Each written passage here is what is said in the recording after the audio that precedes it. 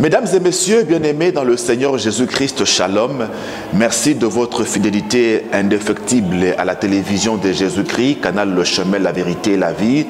Merci de nous suivre depuis un certain temps dans ce programme spécial consacré aux festivités du trentenaire du ministère chrétien du combat spirituel, festivités au cours desquelles plusieurs frères et sœurs du monde entier viennent rendre témoignage des dividendes qu'ils ont engrangés dans ce ministère à travers la CFMC, le Centre Peniel ou encore la JCC.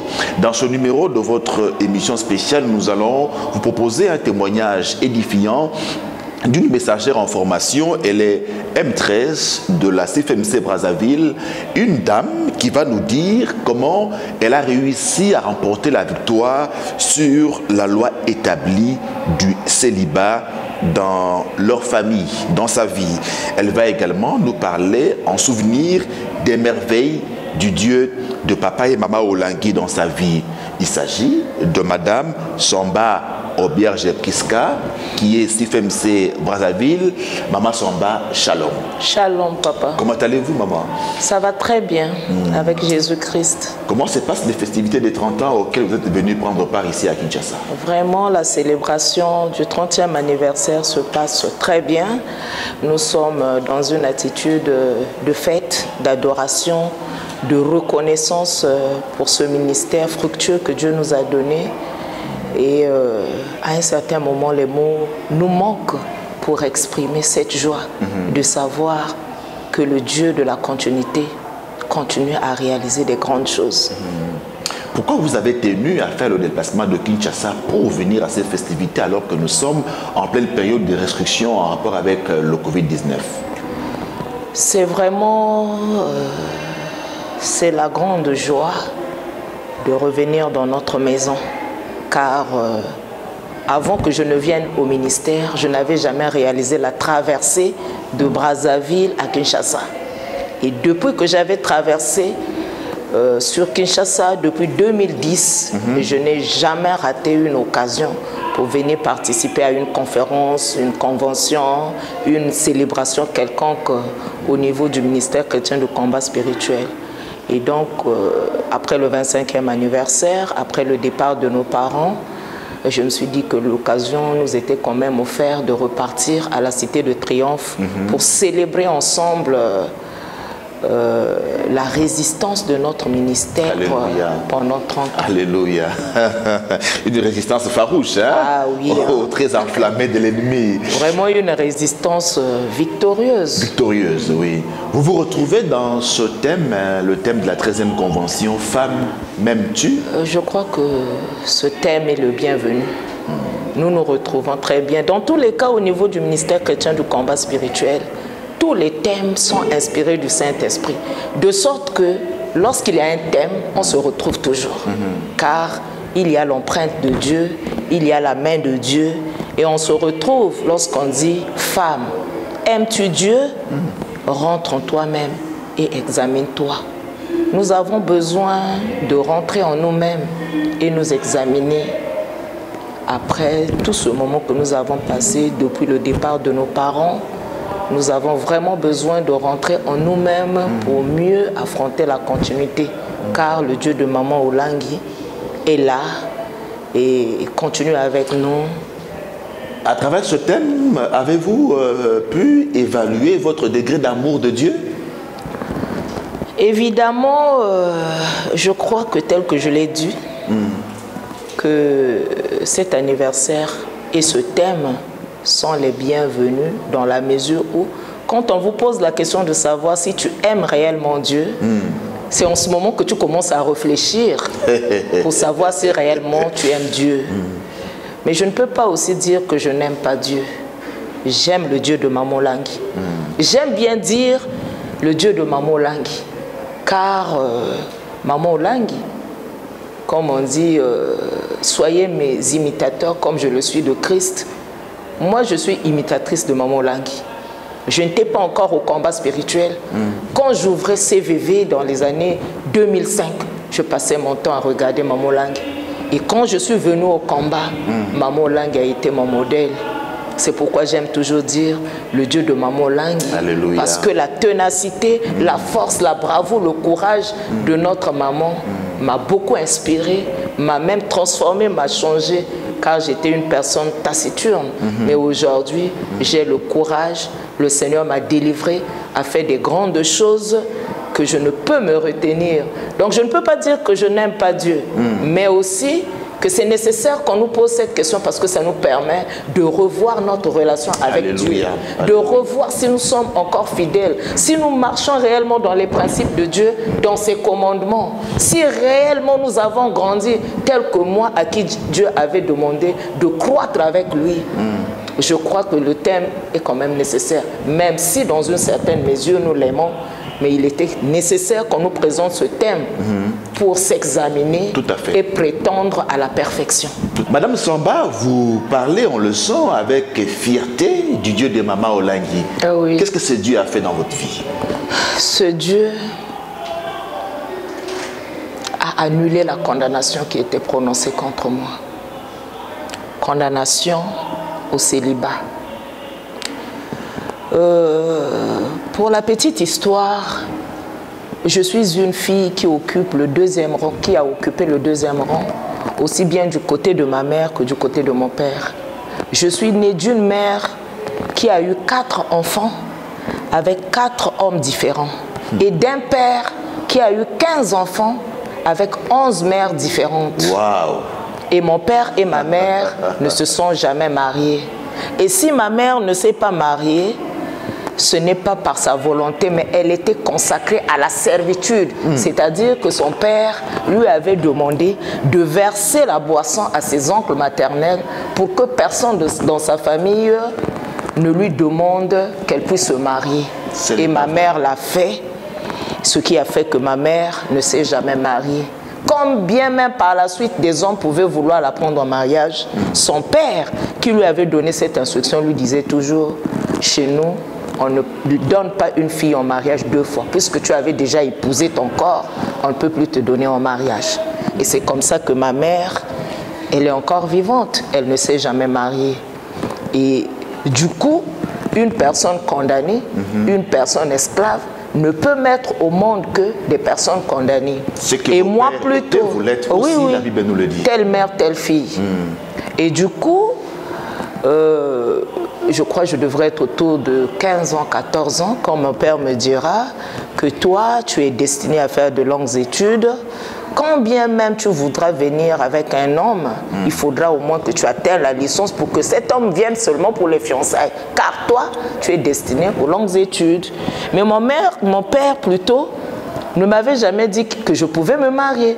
Mais j'aimais le mariage parce que c'est un manque que j'ai vécu toute ma vie, toute mon enfance. Oui. Je n'ai jamais vécu avec mes 2 parents ensemble, même momentanément. Soit je suis avec ma mère, soit je suis avec mon père, soit je suis avec mes tantes, soit je suis avec mes oncles. Une enfance instable. Que finalement, autour de 17 ans, je commençais à caresser l'idée de me marier. Je disais toujours, je ne vivrai jamais comme ma mère qui vit avec des enfants toute seule. Moi, je dois vivre dans mon foyer avec un mari qui prendra soin de moi et de mes enfants. C'était vraiment un idéal. Malheureusement, malgré cette bonne volonté, malgré ses ambitions, je suis arrivée jusqu'à l'âge de 30 ans. Aucun homme ne m'avait demandé la main en mariage. Évidemment, je vivais dans la fornication. J'avais des petits copains. Mais ces petits copains ne m'avaient jamais demandé la main en mariage. Personne. Personne. Et du coup, arrivé à l'âge de 30 ans, ça commençait à m'interpeller. Et je priais avant dans une église chrétienne. J'ai pris ce problème au sérieux, je jeûnais, je priais, on m'encadrait et tout. Le Seigneur a fait grâce, j'ai pu trouver un fiancé, je crois au 3e mois de mes 30 ans. Et cet homme est venu avec vraiment la volonté, c'est mon époux, avec la volonté, Monsieur Samba, avec la volonté de m'épouser. Mais quand on va voir mes parents vont dire que non, pourquoi il est pressé, il ne vit pas à l'étranger pour vouloir te prendre en mariage dans les 6 mois qui viennent. Il faut qu'il soit d'abord là, qu'on l'observe. qu'on l'étudie, qu'on s'informe sur lui. Et mon mari n'était pas d'accord parce que mon mari à l'époque, officier de l'armée, magistrat, s'est dit, mais ou bien tes parents veulent m'humilier ou quoi? On veut que j'aille faire une présentation premier vin alors que moi je suis magistrat, moi je dois t'épouser correctement. Bref, comme nous n'étions pas enseignés, nous n'étions pas encore au combat, il a accepté pour faire la volonté de mes parents et on a fait la cérémonie des fiançailles. Un mois après, mon père revient sur Brazzaville, dit qu'il faudrait que tu renonces à ton engagement au mariage. Je dis, je ne le ferai pas. Et pour quelles raisons? Il vous a donné les raisons? Il dit, quand j'ai réfléchi, je me suis dit que ma fille ne peut pas se marier à un Bakongo. Parce que par coutume, les bébés n'aiment pas se marier au Bakongo. Même si souvent, dans la plupart des temps, les mariages sont toujours là. Oui. Mais comme il avait déjà commis la bêtise d'accepter, je ne sais pas si c'est une bêtise ou c'était la faveur de Dieu au moins, pour que je puisse avoir au moins un point de départ. Tout à fait. Il a accepté. J'ai dit à mon père, je ne peux pas dire la même chose et son contraire. J'avais déjà accepté, tu avais accepté. Une personne qui n'a rien fait, je ne vois pas comment je vais renoncer à cette relation. C'est à toi de t'habituer. Dans tous les cas, c'est moi qui irai vivre dans son foyer. Tu n'iras pas vivre chez lui. Après, il me dira, bon, tu as osé me braver. C'est ce qu'on va voir. Il a fait semblant de maintenir la date du mariage qui était prévue pour le 14 juillet 2007. Et il laisse la liste des effets du mariage. Et c'est le jour où mon mari reçoit la liste des effets du mariage que tout a basculé. C'était vraiment comme un château de cartes qui s'est effondré. C'était la séparation. La séparation? C'est-à-dire que mon mari a renoncé au mariage. Il a dit, oui, il me dira que je me rends compte que je ne peux pas me marier avec toi. Il est mieux qu'on se sépare. Et quand il me dira qu'il est mieux qu'on se sépare, je me suis mise à pleurer, je me suis agenouillée pour le supplier. Vous n'avez pas d'antécédents? Non, on n'avait pas. Rien du tout. C'était tellement visible que c'est la lettre là qui était porteuse des démons. Parce que c'est quand il allait prendre sa lettre, il était heureux. Je lui ai dit, on peut aller prendre notre lettre à l'agence de transfert de correspondance. Il dira, non, laisse-moi aller affronter mon destin. Et quand il revient, quand moi je dis I, lui il entend O. Quand il dit E, on ne pouvait plus se supporter. Mon Dieu. Et c'était triste. Et je l'ai supplié, je me suis agenouillée, j'ai dit, mais ne fais pas ça. Qu'est-ce que je dirais à mes parents? Moi, j'ai affronté mes parents pour toi. Qu'est-ce que les gens ne diront pas? Tu leur donnes la possibilité de penser que ce mariage était impossible. Malgré ça. Et puisque je l'avais tellement supplié, c'est là où il dira que bon, j'appelle ton père et je lui dis que le mariage est reporté sine die. Reporté sine die. Mais je savais que il n'y avait plus rien. Ce n'est pas vrai. Nous étions à 1 mois de notre mariage. Les préparatifs étaient presque au point. Qu'est-ce qu'il fallait dire à mes parents? Et c'est dans ces circonstances que je vais appeler ma soeur aînée à Pointe-Noire, qui est de la promotion à l'époque Rebecca, pour lui dire qu'est-ce que je fais alors? Me dira-t-on, je vais t'envoyer l'autre grande soeur qui est à Brazzaville, qui est Marie-Madeleine de Pointe-Noire, de Pointe-Blanche. Quand elle est venue dans cette catastrophe, elle m'a consolée, elle m'a exhortée, mais elle m'a quand même convaincue le même jour. C'était un jour de mercredi pour que j'aille quand même à la prière agressive. Mais chose que les deux n'avaient jamais réussi avant parce que, étant juriste, je raisonnais beaucoup. Et étant aussi d'origine protestante, à l'église protestante, les gens sont vraiment carrés. On trouvait que c'était des sectes, on ne pouvait pas aller là-bas. Et du coup, j'étais quand même convaincue parce qu'il n'y avait pas d'issue. J'ai donc intégré la CIFMC à l'agressive. Et puisque je ne supportais pas le choc de cet événement et qu'il fallait garder vraiment la discrétion, chaque jour, je passais mes nuits aux agressives, au site Gédéon. Pratiquement toute ma vie, à compter de cette date, je la passais au site Gédéon. De lundi à jeudi, J'étais là aux agressives, aux chaînes de prière, aux intercessions et tout. J'ai adhéré facilement les affermissements au VIM. Et le vendredi, commençait la retraite, je restais là-bas sec. Quand je sortais le dimanche, je suis à l'adoration, donc je ne dormais à la maison que le dimanche. Donc, dans cette fermeté, dans cette fidélité, le Seigneur a réalisé de grandes délivrances. Il a commencé à me parler, à me révéler les secrets de ma vie, que cela arrivait parce que j'étais dans la profondeur de la sorcellerie, que j'étais esclave, j'étais dans la chefferie coutumière, j'étais reine, j'étais sirène, et c'est le serpent qui avait détruit mon mariage. Le serpent noir. C'est en ce moment que je vais commencer à comprendre que pour la première fois que j'ai rêvé de ce serpent, j'avais 20 ans. Madame Samba, comment vous avez supporté ce choc-là au ministère? Comment avez-vous trouvé le ressort, le ressource pour que vous puissiez faire face à cette grande humiliation? C'est grâce à la prière. J'avoue que j'étais une chrétienne, mais j'avais toujours cette soif de vouloir trouver un endroit où je pouvais prier comme il se devait. Et le ministère chrétien de combat spirituel, c'est le lieu indiqué. Amen. Je n'ai jamais retrouvé une église où l'on prie comme un ministère. Et on ne prie pas seulement, mais on vous enseigne, même dans les chaînes de prière, même dans les veillées de prière agressives. Il y a des enseignements. Et du coup, vous trouvez votre compte, vous trouvez la réponse à vos questions, vous trouvez la solution à vos soucis. La prière m'a vraiment aidé parce que j'ai trouvé un cadre où je pouvais prier le jour comme la nuit. Alors, par rapport à cette prière-là, vous avez eu quel discernement du sort qui s'était abattu sur vous? Mais au travers des enseignements, j'ai compris que j'étais condamnée, que j'étais dans la malédiction. Mais j'ai aussi compris ce que je n'avais jamais compris avant, qu'il y avait aussi au fond de moi de la sorcellerie. De la sorcellerie consciente ou inconsciente? De la sorcellerie consciente et inconsciente.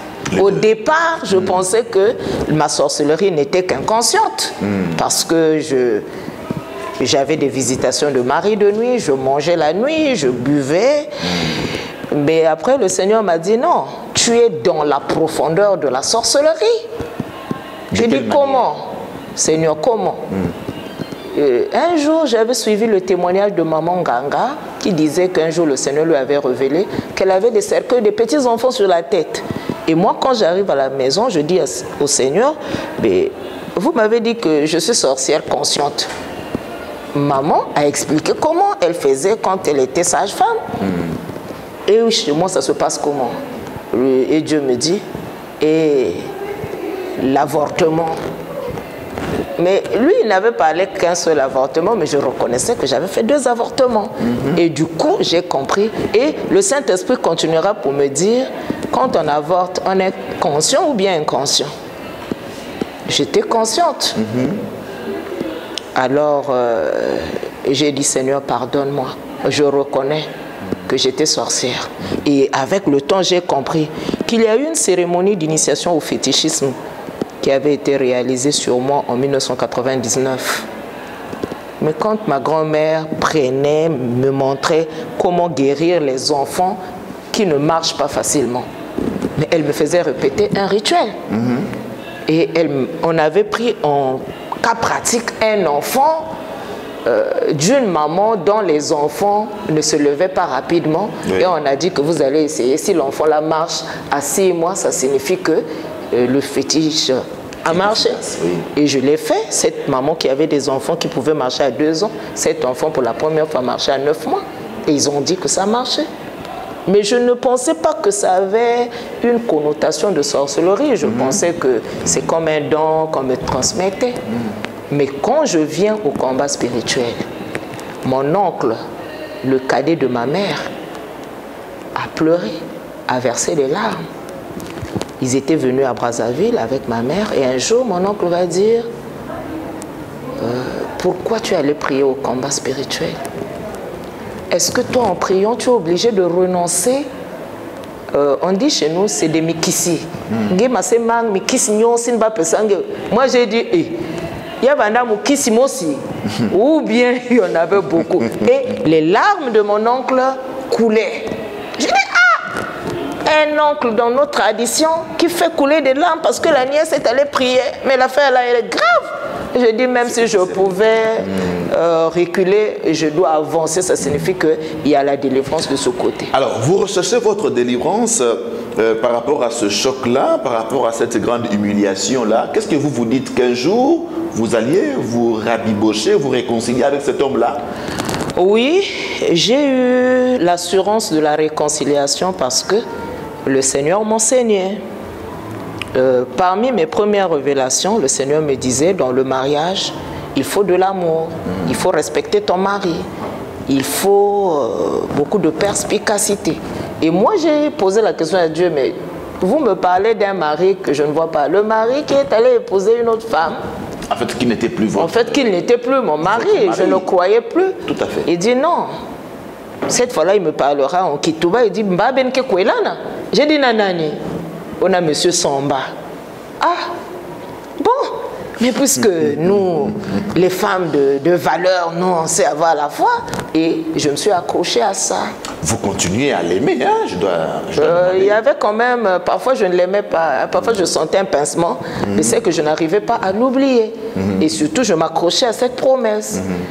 Et puisque les années, le temps passait, je me suis dit, bon, mais on dirait qu'il faut assurer les arrières. Hein? Si quelqu'un d'autre arrive ici, je ne vais pas m'occuper d'un homme qui allait doter une autre femme. Oui, oui. Et c'est comme ça qu'un monsieur ivoirien, qui était mon client, arrive un jour.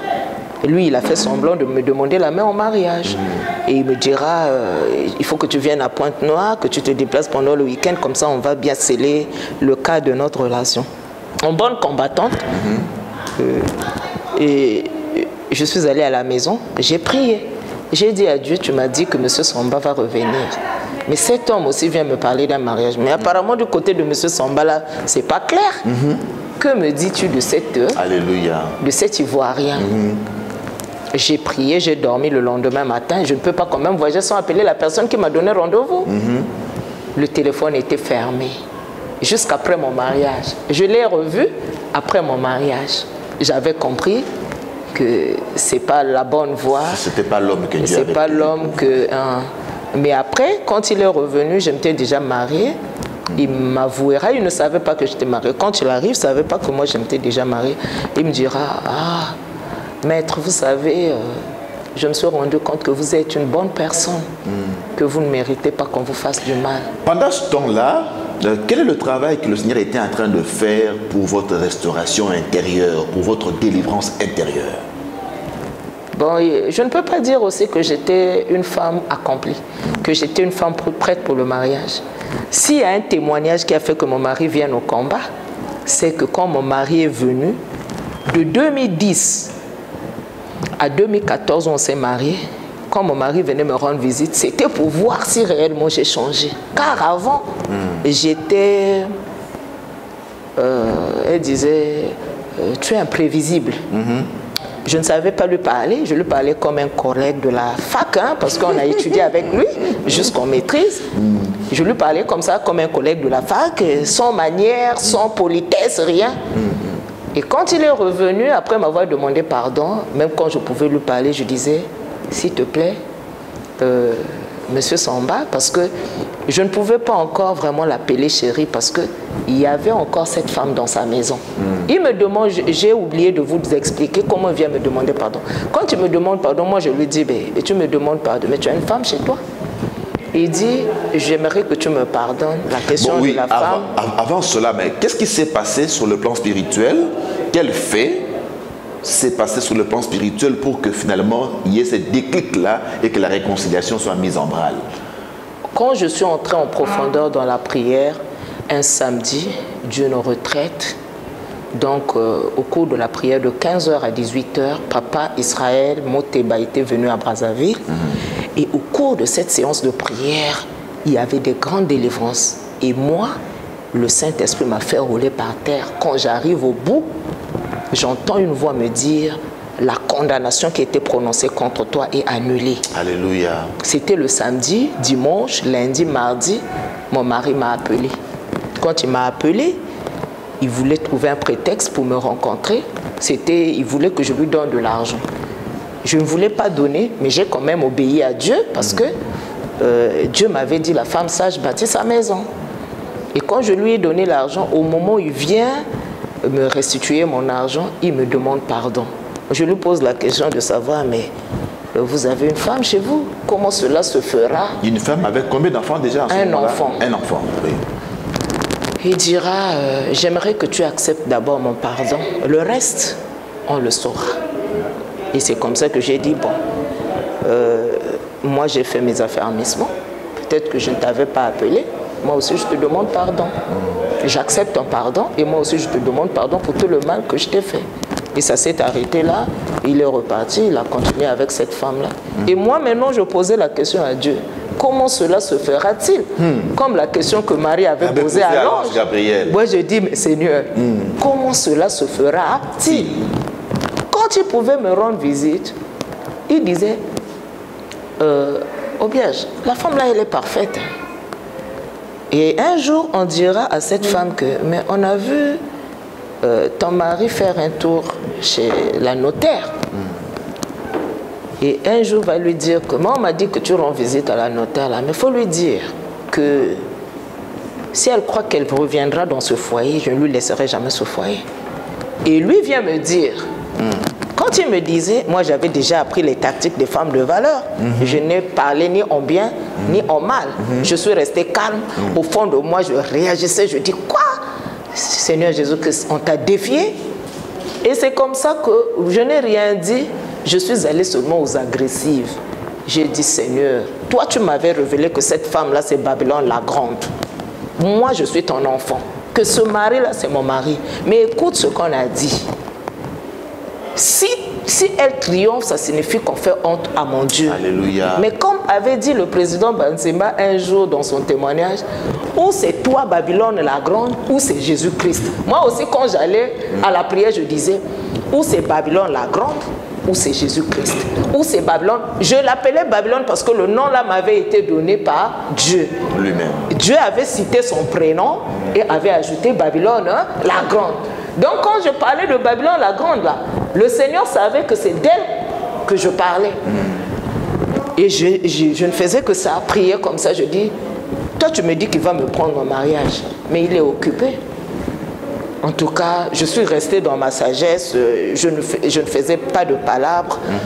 Jusqu'en 2012, quand j'ai fait la traversée, j'ai rencontré maman, j'ai fait mon témoignage sur la sorcellerie, sur le fétichisme auquel on m'avait initié et tout, de ce que mon mari m'a refusé un mois avant le mariage. Maman me dira que Mobal Nayoana, Kakaï Akobalayo. Alléluia. Quand je rentre, mon fiancé, s'il faut l'appeler comme ça à l'époque, il me dira, toi tu étais là-bas, qu'est-ce que la servante de Dieu a dit? Je lui ai fait le témoignage et là il s'est dit que moi, si je n'arrange pas la situation là, le Dieu de cette femme-là va me frapper. Amen. Parce qu'en vérité, cette femme ne m'a jamais fait quelque chose au point de faire tout le désordre que moi j'ai eu à accomplir. Il est resté calme et en 2013, quand on arrive en 2013, le Seigneur me dit, cette année c'est l'année du départ de Babylone la grande. Je dis, le départ de Babylone la grande? Comment cela se fera, Seigneur? Il dit, ça se passe au mois de juillet. D'accord. On a continué à prier. Au mois de mars, le Seigneur me montre en rêve comment la femme devrait partir. Je garde le secret, la discrétion, comme nous le disons au combat. Quand on arrive le 1er juillet, je rêve que les anges sont entrés dans la maison de mon mari, ont pris les effets, ont fait ont emballé ces effets et étaient en train de jeter les anges. Nous étions le 1er juillet. Je dis, Seigneur, c'est quoi? Le Seigneur me dit, nous sommes au mois de juillet. Au lieu de faire sortir même des valises, c'était vraiment des paquets d'habits roulés et les anges étaient fâchés de jeter ces effets dehors. Je dis, je veux voir comment cela se fera. car je ne pourrai jamais entrer dans cette maison tant que Babylone est là. On arrive le 27, il y avait la prière de la veillée d'armes. Je vais à la veillée d'armes, nous étions au Mont Carmel. Et ce soir-là, c'était Papa Le Salut qui conduisait la prière. Il va dire, Lélo Eza Mokolo balayage, il y a Babylone la grande. Lélo Tokosal, opération balayage, Toko Kamata balaya la destruction, Tozo Kendeko Bonzaki, à Babylone la grande, puis Toko Bimsaye les Banda. Après, il donne des explications. Maman, soki au bimisi Babylone te na libala na yo yo kovandaka jamais na libala soki Babylone na longwe te na matrice na yo oko botaka te. Donc pourquoi lelo veillez d'armes lelo opération Babylone renversée. Je vous assure papa, je dis mais quel ainsi de l'Éternel clair et précis. Alléluia. Je dis bon, comme elle s'appelle Babylone, opération balayage du trône de Babylone la grande, c'est ce que j'ai fait toute la nuit. Je l'ai fait toute la nuit. Quand je me suis réveillée, je suis rentrée chez moi. Vers 15 h, mon fiancé à l'époque, papa me dit, j'aimerais te rendre visite à 18 h. Je dis, il n'y a pas de problème, je suis là. Puisque je sortais de la veille d'âme, je dormais pratiquement toute la journée. Quand il rentre le soir, il me tient les clés, il me tend les clés. Il dit, tiens tes clés. J'ai dit, quelles clés? Que Babylone est partie. Babylone est partie. Alléluia. Je me suis écroulée par terre. J'ai adoré. Je vivais le rêve que j'avais fait au 3e mois. Que Babylone est partie en vérité, sans raison. Comme on dit. C'est-à-dire, moi j'entendais ça dans les témoignages souvent des mamans qui viennent de Kinshasa. Mais pour une fois, nous aussi à Brazzaville, on pouvait vivre. Je dis, mais donc le témoignage de maman Kindara, c'est accompli quand le Seigneur me disait, si tu veux avoir la victoire, il faut prier comme a prié maman Kindara. Il m'a tendu les clés. Je dis, mais je rêve. Il dit, je ne mens pas. Et il va m'expliquer comment il a fait. C'était exactement comme j'avais vu dans mon rêve au 3e mois de l'année 2013. Babylone part finalement le 28 de l'année 2013. Le 4 septembre, mon mari va à Dolisie rencontrer mon père, à qui il avait dit depuis 2007 que le mariage est reporté sine die.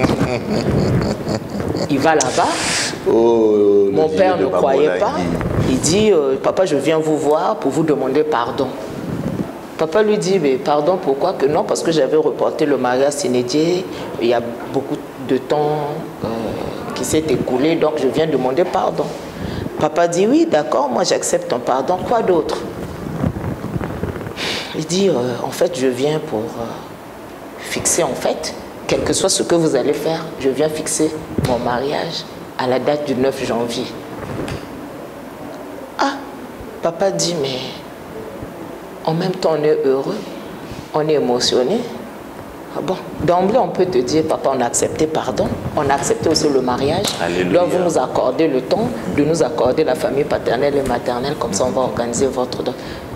Et après, mon mari dit, oui, ce ne sera pas que la dot, il y aura aussi le mariage officiel. Comme Dieu avait déjà arrangé les choses, et une semaine après, mon père a écrit pour envoyer la lettre. On avait juste ajouté un montant de 100 000 francs. Et après, mon père a dit que non, en janvier, c'est trop brusque, qu'il y a les fêtes de Nouvel An. On reporte quand même en février. Et c'est comme ça que le 28 février, je me suis mariée, coutumièrement, et le 1er mars 2014. Donc, en moins d'une année du départ de Babylone, j'étais mariée. Alléluia. Et voilà ce que le Dieu de maman est capable de faire. C'était une grande victoire dans la ville où j'ai été humiliée, dans la ville où mon père avait refusé de célébrer mon mariage en 2007. Ça a été l'un des mariages les plus grands à Dolisie. Et mon père, pour une fois, a accepté encore adorer Dieu pour la réalisation de ce mariage. Mais je tiens à signaler que je suis la première fille de ma famille à me marier. Les gens, c'est-à-dire c'était comme quelque chose, on ne savait même pas qu'est-ce qu'il faut faire, qu'est-ce qu'on fait pour organiser un mariage officiel. J'ai organisé les choses moi-même avec l'aide des femmes de la CIFMC. mes parents ne savaient pas qu'est-ce qu'on fait, parce que nous, on ne fait pas le mariage officiel. J'étais la première à me marier officiellement et c'était la grande fête, c'était la joie. Mais moi-même, j'ai eu vraiment le grand témoignage du Saint-Esprit parce que au moment où mon père me faisait entrer dans la salle du mariage, le Seigneur m'a donné un grand cantique d'adoration. Je ne faisais qu'adorer. Mais aussi qu'au mois de janvier, le Seigneur me dira, ton mariage ne sera plus reporté. Amen. Donc j'avais l'assurance que cette fois-ci, la date déterminée ne pourra plus jamais être reportée. Reporter, c'est la faveur que le Seigneur avait réalisée pour permettre à mes parents de recevoir de nouveau mon mari quand il allait revenir après la réconciliation. Mais en fait, il n'y avait plus rien. Il n'y avait plus rien. Voilà, un témoignage qui se passe de tout commentaire. Madame Samba Auberge Prisca, témoin vivant du Dieu de papa et maman Olangui, des merveilles sans nombre. Victoire sur la loi établie et du célibat. En retour pour ce que ce Dieu a fait, qu'est-ce que vous lui donnez?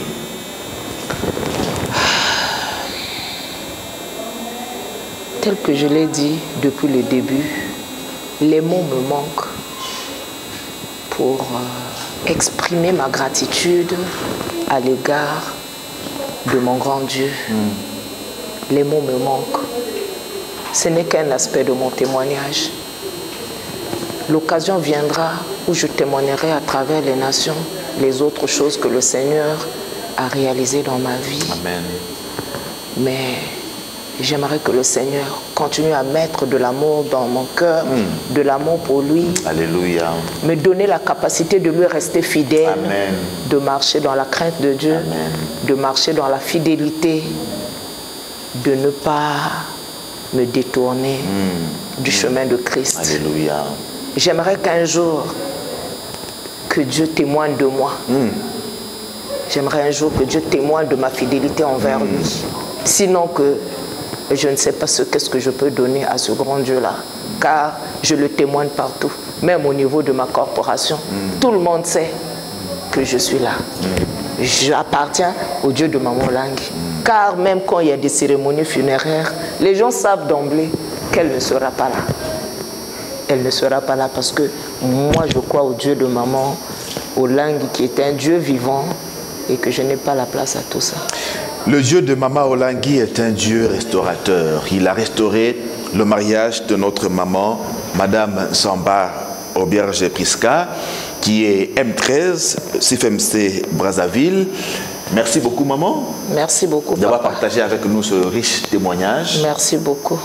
Que Dieu vous bénisse. Merci beaucoup. Mesdames et messieurs, merci également à vous de votre attention. On se retrouve prochainement pour un autre numéro de votre émission spéciale Festivité 30 ans du ministère chrétien du combat spirituel. Merci. Merci.